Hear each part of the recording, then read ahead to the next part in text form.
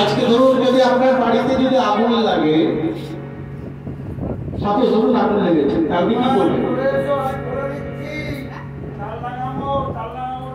আগুন লেগেছে না, একটা মূর্তি তৈরি করি, অগ্নি দেবতার একটা মূর্তি তৈরি করে তাকে পুজো করছি। এটা হচ্ছে কুসংস্কার। সংস্কার না, এটা কুসংস্কার। কি করতে হবে? প্রতিবেশীকে হয়তো আগে জানাতে হবে, বা আপনি বাতি করে যদি না পারেন জল দিয়ে দেওয়াতে প্রতিবেশীকে জানালে, প্রতিবেশীও ভালো ওরা দেখলে না করতে পারবে, দমকলকে ডাকতে হবে।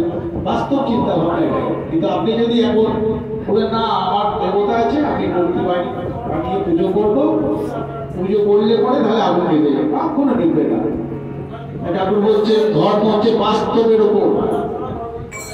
আস্তে কথা বলো, একটু আস্তে কথা বলো।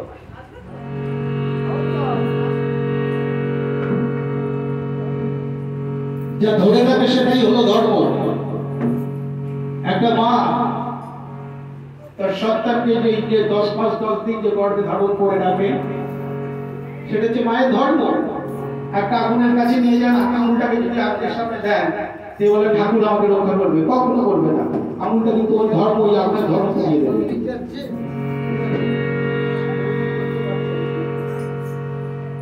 তাই তথাকথিত এখনকার যে ধর্ম, কেউ বলছে দাড়ি রাখো, কেউ বলছে টিকি রাখো, কেউ বলছে গেরুয়া করো, কেউ বলছে লালখাল্লা করো, কেউ বলছে মাথা মর্দন করে ফেলো, নানান রকম বলছে। এগুলো হচ্ছে প্রসাদী ধর্ম। ঠাকুর বলছে আজ থেকে প্রায় 50,000 বছর আগে এই পৃথিবীর হয়তো জনসংখ্যা দেখবেন 40,000 ছিল। তার থেকে আরো কিছু বছর পিছিয়ে যান, তখন দেখা যাবে হয়তো 20,000 ছিল। আরো 2000 বছর পিছিয়ে যান, তখন দেখবেন হয়তো 100 ছিল, 50 ছিল, 10 ছিল। লাস্ট কোথায় ঠেকবে? 1 আর 2 দেশে ঠেকবে। এরা কারা? আদম, যাদেরকে বলি আমরা ঈদ আর আদম, এই পৃথিবীতে যারা প্রথম এসেছিলেন, সৃষ্টি হয়ে থাকে।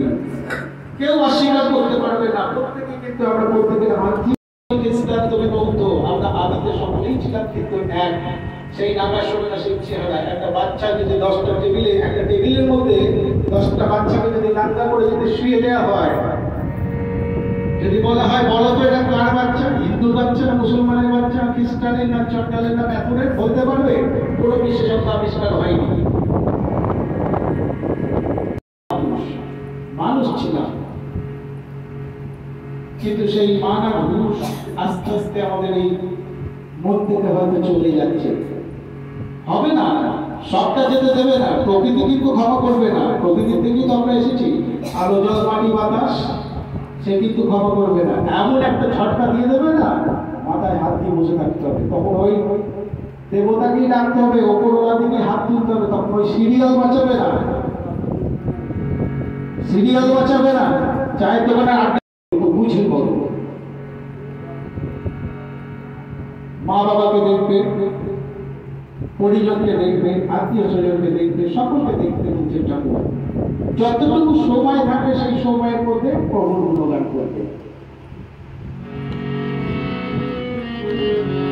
পূজা করো, দোস্ত করো, মালা জগতি ধরো, পূজা করো, দোস্ত করো, মালা জগতি ধরো। একবার ধরে ধরে ধরে ধরে ধরে